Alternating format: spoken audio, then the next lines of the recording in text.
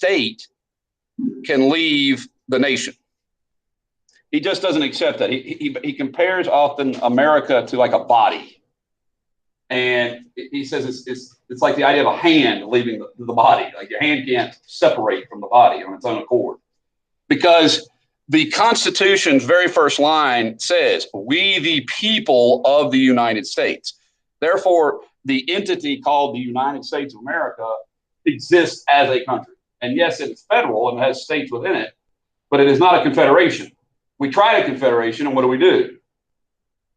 We got rid of it, right? It flopped. It didn't work. And so if you want to argue secession as a viable option, then you could say maybe under the Articles of Confederation, which actually probably was viable. But once we created the Constitution of the United States, Lincoln argues that's the states were now no longer separate entities. The people that resided in America formed the United States. And so for him, the states were not in rebellion. It was the people in these states that were in rebellion. I know that sounds like a lawyer's line, but for him, it's what justified his behavior. He is quelling rebellion. He is quelling insurrection. He sees it. He is not attacking states. He's not trying to cripple states. That's his mindset. So if you look back at yesterday on the PowerPoint, the call out for troops without a war declaration, and I would also add, expanding the size of the Army without Congress. So part of this can be easily explained away as simply Congress wasn't there. During these events, Congress was not in session. And the book does point out that later Congress did pass it, and the Supreme Court upheld it, this action. So this is kind of like getting the cart before the horse, but this one seems to be not that big a deal. Neither one of these two. Now, there is an element in here that I didn't add to this, because technically these bottom three are often together, meaning they often happen at the same time. So I kind of maybe should redo that a little bit. Let me do that now. But one of the things he did, which is interesting in the book, is he paid federal money to private citizens for the war, for like war production. Now, the problem with that is, under the Constitution, he cannot, the word is, appropriate money that hasn't been given. In other words, who has to give the authority to spend the money? Congress. Again, Congress has to authorize this. And so he's basically spending money without Congress's approval. That's something that even now presidents get in trouble for if they try to do. President Trump came into all kinds of criticism when he was spending military money, the Department of Defense money, on the border wall. So in other words, the money had been spent to Defense Department budgets, and he took the money out of the Defense Department budget and he put it in something else. Now, he argued it was for defense purposes, but Congress had not authorized the money for that purpose. And so, argument ensues. So what happens is that's part of the power struggle of checks and balances, right? But again, I think these first couple are not that severe because Congress ultimately says it's okay. It's kind of like the Louisiana Purchase. Congress will ultimately say, yes, spend the money, right? The one that is, to me, the most difficult is the bottom here, this together collectively.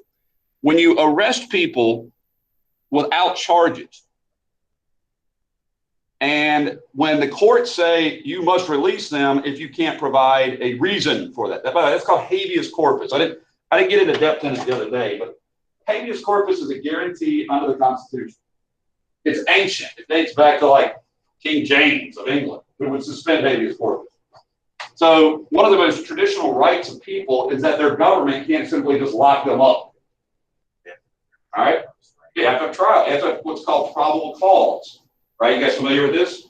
Probable cause of a criminal act, right? So simply writing editorials that were anti-Lincoln administration is not a criminal act, but he criminalized it.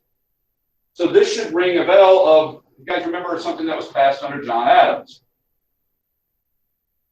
dealing with critics of the government. Very good. The Alien and Sedition Act. Right. So particularly the Sedition Act, that part. The Alien Act was involving immigrants, but the Sedition Act was to silence critics. And it was passed during the quasi-war as a war justification. So you're going to get a pattern that repeats itself all the way to the present, where when we are at war, do presidents stretch civil liberties, particularly of their critics, a little bit? During World War I, you had the Espionage and Sedition Acts. People were arrested for criticizing the government's policies on World War I. Arrested. Okay? During the Red Scare, 1920s and the 1950s, people were arrested for what they had to say. And if there's one sacred liberty Americans really hold dear, it's freedom of speech, right? Freedom of the press. So this one is a bit more, I think, a legitimate accusation of tyranny. Now, Lincoln was not proud of this, and this is the one he said, if the public find that I have overstepped my authority, they won't reelect. But when we're dealing with sort of evaluate, I hate the word judgment. I really feel like judgment implies, well, you either need to be a judge, all right, like utterly impartial, okay, or there's almost a moral element to that, right? So when we're doing history, now again, all views aren't equal. Everybody has a right to their opinion, but not all opinions are the same, ballot-wise, right? But if you're going to be critical of Abraham Lincoln, it is the suspension of habeas corpus where you have, I think, the strongest footing. Blockade, okay, whatever. Like the Navy approved that, or the Congress approved that. But when you arrest your critics, that is not democracy, right? Now, ultimately, the Supreme Court will say, you can't do this. And then what does Lincoln do? He ignores them. He ignores the Supreme Court, okay? Technically, the case that does it is called ex parte merriment, and actually, Taney is not. Back then, the Supreme Court had to ride circuit. That means they had to be both circuit court judges and the Supreme Court. So actually, this case was a circuit court case, not a Supreme Court case at the time. All right, but nonetheless, this is the Chief Justice saying, and again, Chief Justice was a Maryland slave-owning states' rights advocate appointed by Andrew Jackson. But under checks and balances, the court has the authority to say that's unconstitutional what you're doing, right? And so if you want to be critical of Lincoln, this is probably the one I would really focus the most on. Okay, the arrest of critics. Now, keep in mind, he believed that their writings was giving aid to the enemy, i.e. the rebellion. But it's free country, right? So this is that one issue that I might underline as the sort of most significant, most noteworthy, and these were his political. Now he did not routinely round up Democrats, but he did at times. And so again, if this were to happen today, where if President Trump had Democrats arrested simply for being Democrats or critical of him, the whole country would be, well, not the whole country, but a lot of people would be really upset about it. We don't just, arrest our political opponents in America. Right, exactly. It'd be like Stalinist, But again, Lincoln very, very clearly writes and speaks about this is a temporary measure. So it's clear that he's not embracing tyranny. But again, this is his critics' point of view, okay? Now, one of the things that's very fortunate for the Republicans during this period is that virtually all the Democrats from the South are gone, right? The Democrats Southern Democrats aren't in Congress anymore. And Northern Democrats are really, really weakened because, well, the South's not there. So this Congress is completely Republican. You understand? Like in terms of being able to pass whatever they want. And so we forget that there were a lot of laws passed during this period, during the Civil War. And again, I know this is not the battles, but several of these things are going to have enormous enormous consequences. So let's take a look at each of these a little more in depth. But first of all, the moral tariff. And it's called the moral tariff because of the Secretary of the Treasury who created it. But, not Secretary of the Treasury, the sponsor in Congress who created it. Back then, tariffs were created by Congress. Today, the president has authority to create tariffs solely. Like he can just make tariffs if he wants to. But back then, Congress had to pass a law. Well, if they're Republican, they're old Whigs, what did the tariff do? Up or down? Up. Very good. So this is an increase, 10% increase in the general tariff rate. All right. In fact, Republicans got elected in 1860, arguing that the tariff was too low. Now, why again is a too low tariff a criticism from a Republican point of view? What's the value of high tariffs, they believe?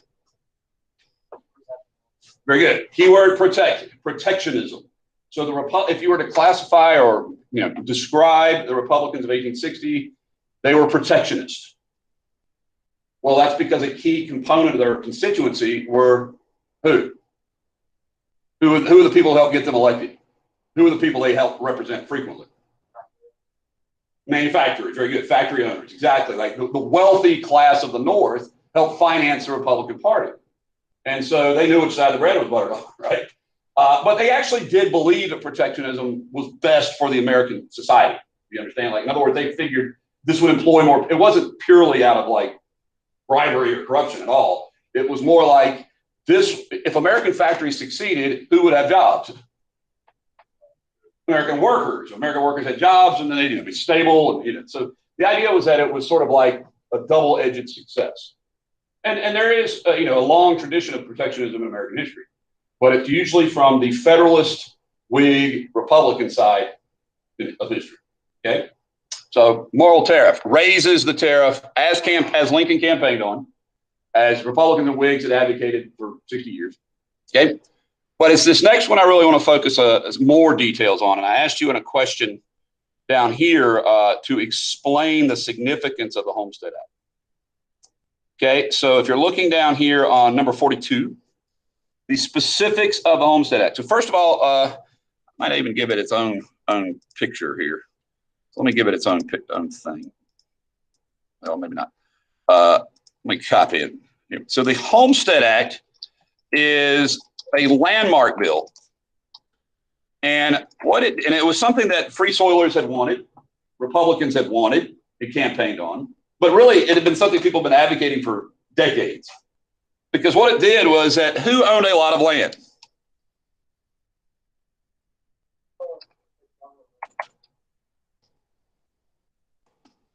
There was a lot of unsettled federal lands. Okay, the West. Although the West we're talking about in this scenario is Kansas, Nebraska. You understand? Remember the Kansas-Nebraska Act? So it's just west of where people had already settled, like Missouri, want to go west. Iowa, okay, areas like that. And so the old demand since 1820, there was an act called the Land Act, was cheap land, right? In other words, basically give us land. And the Republicans are like, okay, so you could get 160 acres for a minimal filing fee. So we're talking about like a couple dollars total. All right. If you lived on it, improved it, that was the phrase. If you lived on it and improved it, 5 years. This is going to create a land race because basically, what are they just doing? Giving land away. Like here's 160 acres. So the 160 acres becomes known in history as a homestead. So that's why we call this the Homestead Act. The idea it's not a massive farm. Now today in our community, we'd say, wow, that's a big farm, right? But it wasn't a big farm then, because keep in mind, in the South, you had planters with 10,000 acres. So this was a self-sufficient yeoman farmer's land. Okay, it was the American dream in many ways. But unfortunately, there was also a loophole in it. Okay, so you had to live there and improve it for 5 years. But if you spent $1.25 an acre and improved it with 6 months, residents. All right. So can anybody imagine how this got utilized?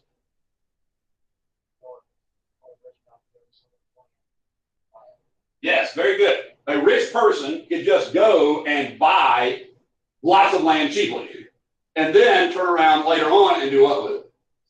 Sell it for a whole lot more than $1.25 an acre. And that's what happened. Lots, because this improvement was not really measured, not really stuck. Like, it's not like people came around and said, okay, what's your improvement? So you had people building like shacks, you know, just basically to consider a residency. But again, 6 months, not very long. So for some people, this worked well. You understand? Like the ordinary, oh, heck, for those people, it worked well too. But this will lead to, as you might imagine, post-Civil War, what big word that often causes recession? What causes recession? What's our word? The depression. Causes every recession in history. Every recession in America. Oh, inflation doesn't cause it. Inflation is a product of it. Inflation is not the cause. Symptom. What's the cause? What's the human cause of it? Over-speculation. There it is. I heard somebody say it. Tatalia, good. Over-speculation. Meaning people will buy too much of this in the hopes that they can do what? Sell it, and there won't be anybody to sell it to for a while, which means they're stuck paying the bill. They borrow too far, get in debt, and then can't make the payment, right? But initially, this is an enormous success. And this is the siren song of westward expansion, right? But it makes it viable. Now, most people who did the homestead were from the state right adjoining to it, right beside it. So like if you are a homesteader in Kansas right there, then you probably came from what state? Missouri. All right. If you're a homesteader in Nebraska, you probably came from Iowa. If you're a homesteader in Minnesota, you probably came from Wisconsin. See what I mean? Like it was like this steady movement of human beings pushing other human beings westward. Okay. And I was telling my sons the other day that when the nation in 1890, the Census Bureau declared there was no frontier anymore, meaning the West had been what? Had been settled, right? Somewhere. I mean, of course, there are vast areas of the West where people don't live, but it basically meant that there was nowhere in America where people couldn't get to relatively easily enough to call it frontier anymore. So a historian wrote a book called the Significance of the Frontier on American History. It's called the Frontier Thesis. And he said that the whole history of America had been, by and large, what was the major definition of American history? Westward expansion. And now that there was no frontier, what did Americans sort of deal with in 1890? We call this an existential crisis. Like, oh my gosh, we ran out of land. Now, they didn't actually run out of land, but there was a sense that there was no more frontier. Okay? So when a guy named John Kennedy runs for president in 1960, he runs on a campaign of the new frontier. And what's part of the new frontier? Space, the final frontier, right? So the point is one of the things we as Americans have always had as a tradition is mobility. We're the people who invented the phrase mobile home. Think about it. A home's usually thought to be a what? A permanent dwelling, right? A stationary, settled dwelling. But in our country, now obviously people have been moving in homes for centuries, yurts, TVs. But in our country, we actually call it the what? The mobile home, right? So we like to be on the move as people, and the Homestead Act was absolutely a key component of it. Now, people will move during the Civil War, but by and large, the Homestead Act will become really noticeable in the 1870s. And you imagine what might this lead to? What potential consequence the Homestead Act is a very big deal. So I know I'm talking a lot about it during the Civil War chapter, but deal with it. What's going to be some of the outcomes or consequences of the Homestead Act besides westward migration? Well, how about increased Native American conflict? Everywhere these homesteads are established, usually a Native American claimed that territory, right? How about demand for transportation? More railroads, right? How about demands for irrigation? Since you get past the 100th meridian, you don't have any rainfall. So the Homestead Act really is what opens up the American West to settlement. Because ordinarily people just couldn't get there and couldn't afford it. You know? So please know that one. So moral tariff, what happened? Up or down? Tariff goes up if it's Republicans, right? Now, let's look at the Legal Tender Act. So you guys mentioned inflation, right? So the Legal Tender Act, here you can see it, is a law. Tender, by the way, in this context, means money. So the Legal Tender Act created what people derisively call greenbacks. So please know what a greenback is. It is, today we would call this a fiat currency, which is what America has now. F-I-A-T. So what's a fiat currency? Not backed by what? Not backed by gold. So the U.S. government started printing government notes. That's what they were. They weren't bank notes backed up by a bank. They were just government issued notes from the Treasury. And they were just paper money. Now, people today, when we have American money, what is the value of that money based on? How do we know a dollar is worth a dollar? Because the government says so. And the United States government is the lender of all the world. Today it's the measure that all other currencies measure against. You understand? So because America is a sovereign nation that has a reliable fiscal policy, meaning people trust that that money will actually be worth something, is that money then worth something? I mean, technically, it's not worth anything other than the material it's made out of, right? But when you go to the store, does the person trust that that money can then be used to buy something else? If you come in with a box of seashells, they're going to be like, I don't value that to trade but you have a gallon of gas or Coca-Cola, right? So this created money that literally was just what the government said it was worth. The irony of that is, or the interesting thing about it is if the war was going well for the Union, what did the money do? It was worth more. If the war was going poorly in the first couple of years, the money depreciated really quickly. Let's see that. What big problem? What big problem? Inflation. Because when you just print money, inherently, without creating corresponding goods and services, is that inflationary. Plus, the government is consuming materials. What do I mean by the government is consuming materials? Clothing. Making uniforms, right? Shoes, manufacturing weapons. Well, those things aren't part of an economy. So they're taking raw materials out of the economy and throwing money into the economy, right? Which means there's scarcity. You guys understand scarcity? Not enough raw materials, not enough stuff. Got it? And there's more money. So is that big time inflationary? Okay, so make sure you understand that the Legal Tender Act was to create money, but it didn't really work that well. And people were critical of it. What did work pretty well was another law that was passed a year later called the National Banking Act. Different from the Legal Tender Act. So the Legal Tender Act creates what? Creates greenbacks. But the National Banking Act, allowed for the creation of what? Number 2 over here. U.S. bonds. Bonds are borrowing by the government. So today we call them treasury bills or treasury notes. But these are bills, notes, bonds that would be bought by who? That's a bank. J. Cook and Company's a bank. All right. So banks would buy the bonds and then issue bank notes. You guys understand that? And those bank notes are actually valid money. Because again, these banks were solvent. People could trust the banks. And so every bank that bought government bonds was part of what became known as the national banking system, which is the last type of federal money system, monetary system we have until today. What is the one we have now called? It's our current monetary system. No, that's a guaranteed insurance for banks for your deposits. I'm asking you about the money in your pocket itself.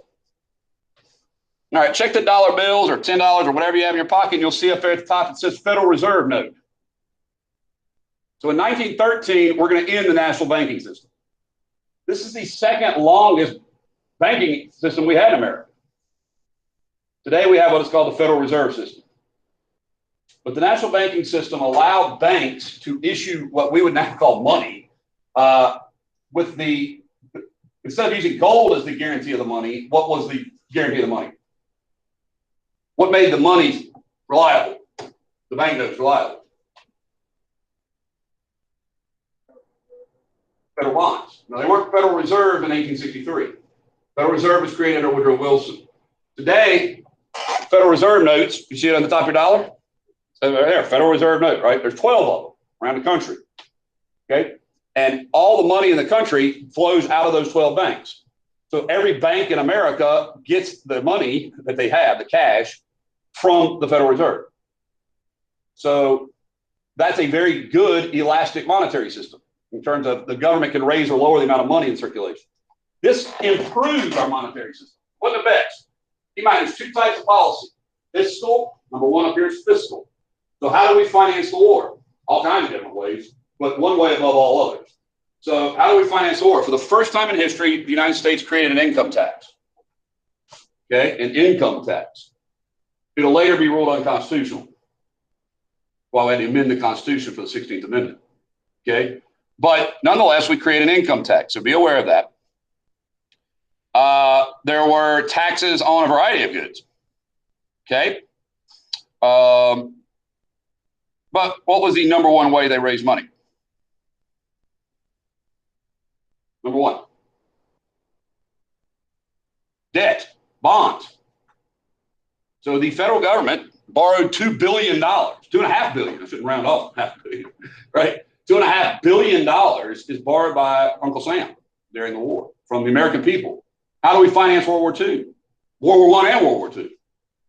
Bonds, yeah, war bonds. So historically, the government, when it borrowed money, really only borrowed it for what purpose? War, the federal government, right?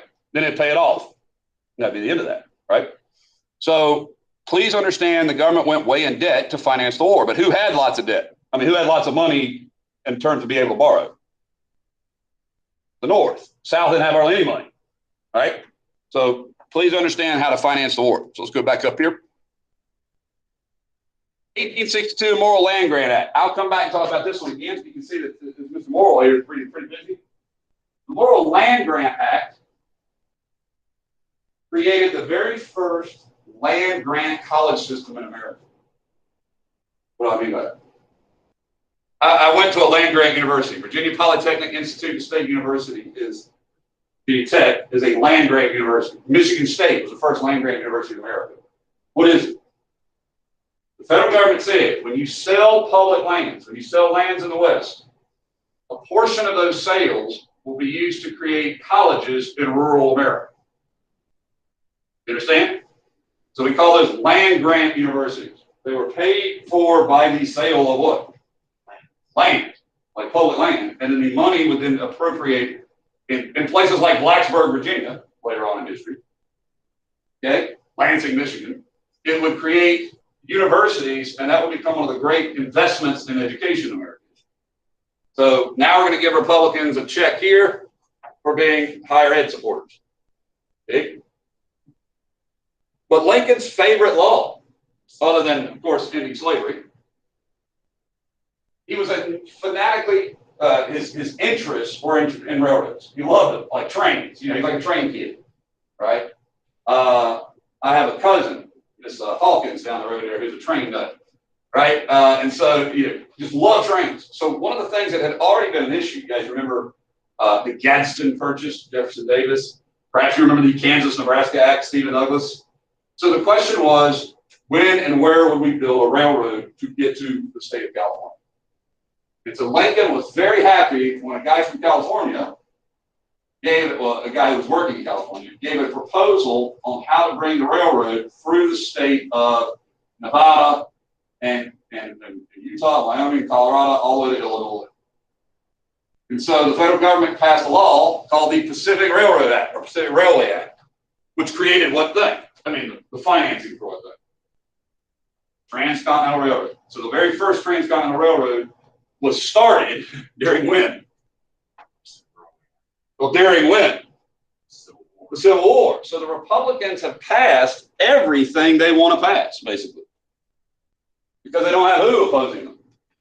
Right. Well, not only no Democrats, no Southerners either, right? So don't forget that all this stuff is going on amidst the Civil War. Okay? So definitely know this stuff. Okay? And I'd be familiar with particularly the borrowing and the greenbacks. So one of my hobby horses, one of my things of issue is to always describe or look and study at the U.S. debt, right? So you can see here is the dollar amount of the debt, the outbreak of the Civil War. So if you're doing the money over here, you see that this is, that's $64 million, right? U.S. debt, $64 million. At the end of the war, $2.6 billion. So the Civil War fundamentally changed our debt. And if you look here, it doesn't go back under billions ever again.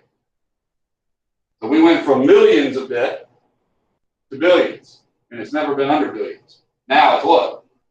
Trillions. $28 trillion. Okay? So keep that in mind, that financing it through debt. And again, you can carry debt forever as a sovereign nation. You just keep adding on to it.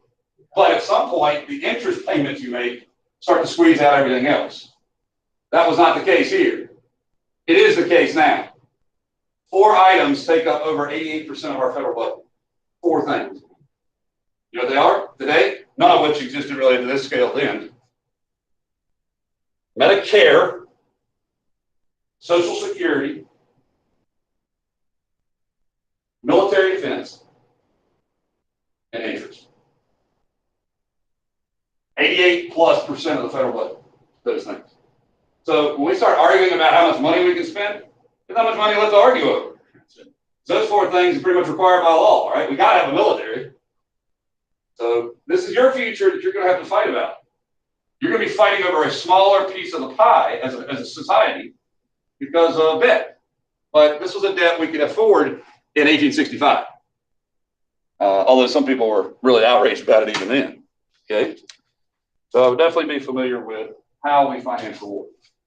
Let's look at the draft, since it created so much controversy. Now, keep in mind, there was a draft in the War of 1812, but it was a request by the federal government of the states to draft people.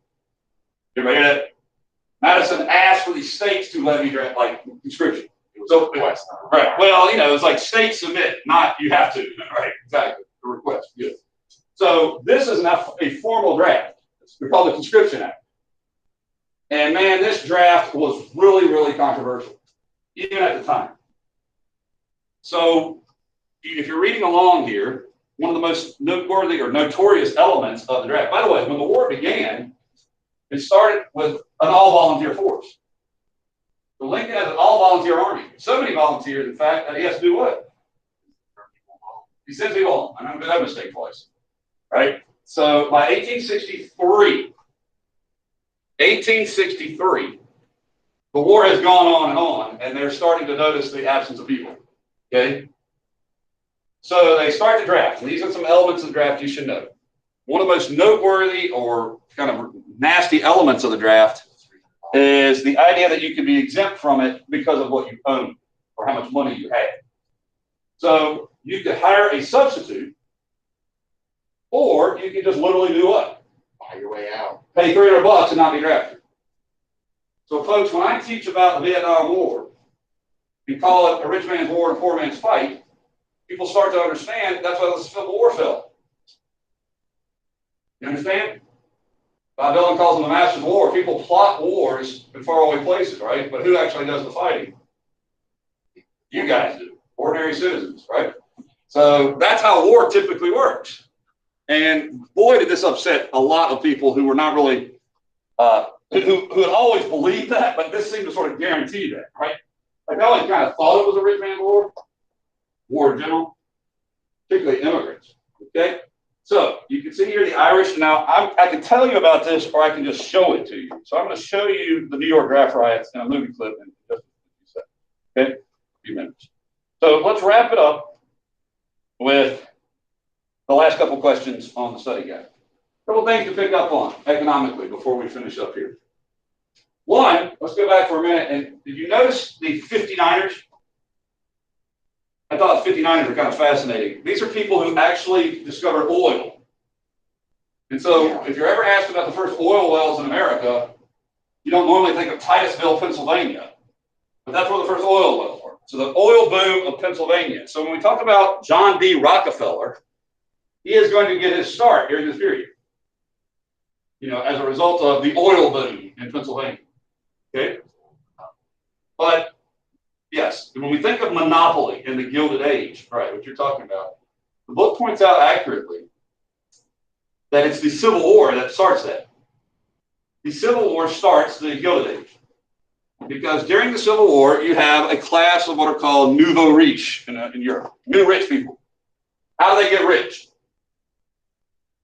How are people getting rich during this period? They're selling stuff to the government. So $2.6 billion buys a lot of uniforms. Well, if you own a textile company, you just made a lot of money. You understand? So all this money the government borrows, most of it goes to the wealthy industrialists who are selling these stuff the government needs. And that will create a whole new class of millionaire, more common millionaire. Prior to this, millionaires were scarce. Anybody know who the first millionaire family was in America? Probably trivia. The Astors, A-S-T-O-R. They had made a fortune in fur trapping. Right? Remember the fur days of the colonial to early American period? So we didn't have millionaires as a rule. I mean, we had rich people, but not like really, really rich people. The Civil War is going to make a whole new class of really, really rich people. All right, and some of these are going to be what are called grotesquely profiteers, shoddy millionaires, what we call them. What's a profiteer? Somebody who charged $30 for a roll of toilet paper at the start of the pandemic, right? Somebody who's ripping people off because they can. A price gouger, right? You know the types. So they're selling relatively garbage products to the U.S. and charging a fortune. You understand? This is where corruption really can start to take off. And that's why the free market system. Well, it has some flaws, no doubt about it. Particularly when it's not utterly removed from government. Because in this case, the government is obviously incentivizing it because they're not holding them up. Now, occasionally, when people found out, like for example, when guys got shoes and they stepped through it and the shoe and the nail would go to their foot, the word might get back to Congress. But by and large, these guys are going to get really, really rich selling stuff to the government during the war, selling the war to the government. Okay? So definitely know what a profiteer is. The book calls them shoddy millionaires. Okay, and you have a whole new class of rich people during this. Okay, I want to close with the draft riot, so I'm going to skip that for a second. And let's talk about this. The Civil War is going to create enormous opportunities for women, particularly in what today is sometimes called the pink collar sector. The pink collar are low-paid white-collar jobs. What do I mean by that? What's a pink collar job? Secretary. Understand? The government is going to hire lots and lots of low-income but employable women to do clerical work. Typing to some degree, secretarial, telegraph operating. Right? Then, of course, a lot of women are going to go work in the factories because men are not in the factories because they're fighting the war. So lots of workforce opportunity, as well as the start of the pink collar. But really, one of the first truly new women's profession. It's kind of like, besides the oldest profession, which we won't tell what that is, what was kind of like the first women's profession in America? What was considered a woman's job, a woman's profession prior to this? Well, that was their duty, but that wasn't it was seen as like a profession. I'm not arguing that. That's true, but it wasn't earning. So what was a career? Teaching. Textiles was a temporary job. Remember, right. like they would do that, and then they would get married, and then they would stop. So one of the few professions that were kind of seen as like a woman's field from kind of start to finish was teaching. You may remember Catherine Beecher or some of those folks. So that's one of the reasons why today teachers are often undervalued and underpaid is because historically it was seen as woman's work. All right. But this new career of healthcare is going to take off during the Civil War. Interestingly enough, it's also going to happen in Europe at the same time. You're going to have the angel of the battlefield in the Crimean War, Florence Nightingale, start the International Red Cross with this lady, Clara Barton. So during the war, you had America's first female physician, Dr. Elizabeth Blackwell. Here she is. She was on the stand back in the day. That's her. So Dr. Blackwell goes to the U.S. She forms a training commission, basically, to help train healthcare workers and to help supervise battlefield medicine during the war, the U.S. Sanitary Commission. Keep in mind, the military medicine during the war is primitive. I mean, what mostly it involved was simply amputations. So this was a major step towards sanitation. And Ms. Barton and Ms. Dix, they started what profession? Clara Barton and Dorothea Dix. Psychiatric. Now, they're nurses. Now, Dorothea Dix, we already talked about as mental health. So she certainly was think of Dorothea Dix as having been a healthcare worker in the area of mental health and in prison reform, right, asylum reform. But now the profession of nursing will begin. So now you have your second sort of fully, realized woman's profession of nursing. And there were nurses in the South too. This is Sally Tompkins, right here. She was promoted to captain by Jefferson Davis for her work in Richmond. So the woman's sphere will primarily be in the factory, some in what we now call pink collar sector, clerical, government jobs, doing paperwork jobs, and nursing. Now there were some women who were in the battles. They actually dressed up just like in the Revolution. But because the war scale is so much bigger and the participation of women in the battles is so much smaller, I don't seek out like individual narratives of that. You understand? Because this is a much bigger war in terms of scope than the Revolution was. So let's focus primarily in healthcare as their role during the war and industry. All right. So we're going to move, away from the war in terms of battles after the break, right? But we want to continue to think about it did have a detrimental effect in the South too. And by the way, the inflation in the North was bad. The inflation in the South was extreme. You need utter shortages everywhere. Look at coffee. 50 cents to $20. That's right.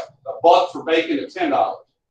You had people who rode around the South. The South talked about states' rights during the war, but during the war, you'd have guys riding around the countryside in the South, raiding their own people, demanding them turn over all their produce or all their food or all their pigs. And so you had these poor women who had like 6 kids by themselves in the frontier, in the South, and in would come these marauders, and they would take all their stuff. So this was a terrible time to be a Southerner, okay, and particularly to be a Southern woman. But let's go back up to the North. Now, there was a draft in the South, as you might have read. They start drafting a year prior to the North. Not enough people, all right? So in 1862, the draft started in the South. But the problem is for Jefferson Davis is Southerners don't abide by it. They don't let themselves get drafted because guess what? States' rights, right? The national government will tell me I got to serve in the military. And so they start drafting everybody from 17 to 50. But again, if you own 20 slaves, you're exempt. You didn't get drafted if you were a 20-plus slave owner. Yeah, rich man's war, right? So whenever I hear people talking about the Civil War, I'm like, well, yeah, there's a bunch of poor guys fighting each other while the rich guys got richer. A lot of times. Now, yes, there were some handful of noble types, property, utility, chivalry. But at the end of the day, Southerners hated the draft, as did Northerners. And so they didn't participate in it either. They really refused to do it.